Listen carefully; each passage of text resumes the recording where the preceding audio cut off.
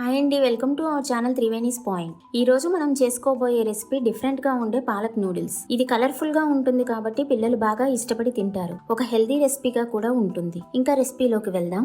దీనికి ముందుగా ఒక గిన్నెలో కొంచెం నీళ్లు పోసుకొని స్టవ్ మీద పెట్టుకోవాలి. ఇప్పుడు ఈ నీళ్లు వేడి అయిన తర్వాత ఒక స్పూన్ ఉప్పు, ఒక స్పూన్ ఆయిల్ వేసుకోవాలి. పాలక్ నూడిల్స్ ఈ విధంగా ఉంటుందండి. ఇది ఆన్లైన్లో కానీ లేదా విడిగా స్టోర్స్లో కూడా లభిస్తుందండి. ఈ నూడిల్స్కి మామూలు నూడిల్స్కి కాస్ట్లో ఏమీ తేడా ఉండదు, మరియు ఆరోగ్యానికి కూడా చాలా మంచిది.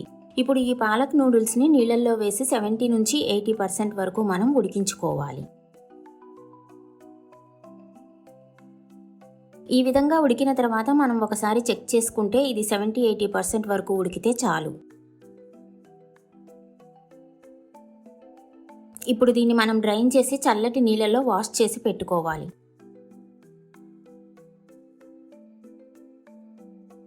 చన్నీటితో నూడిల్స్ని వాష్ చేసుకోవటం వలన స్టిక్కీగా కాకుండా ఇలా పొడి పొడిగా నూడిల్స్ వస్తాయి.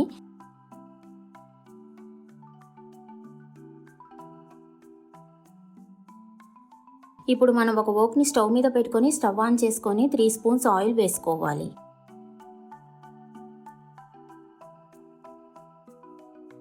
ఈ నూనె వేడైన తర్వాత దీనిలో సన్నగా తరిగిన వెల్లుల్లి ముక్కలు, అలాగే అల్లం ముక్కలు వేసుకోవాలి.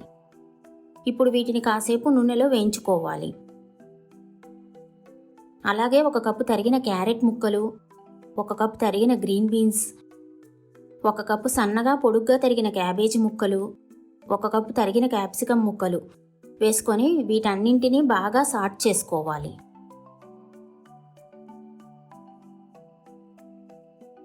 ఈ విధంగా సాట్ చేసుకున్న తర్వాత రుచికి సరిపడా ఉప్పు, 1 teaspoon black pepper powder, 2 teaspoons green chilli sauce, 1½ teaspoon vinegar, 1 teaspoon soya sauce వేసుకొని బాగా కలిసేటట్టు మనం కలుపుకోవాలి.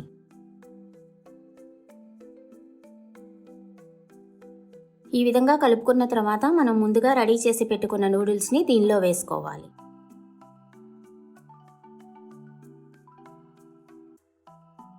ఇప్పుడు సాట్ చేసిన వెజిటబుల్స్, సాసెస్తో ఈ నూడిల్స్ బాగా కలిసేలాగా కలుపుకోవాలి.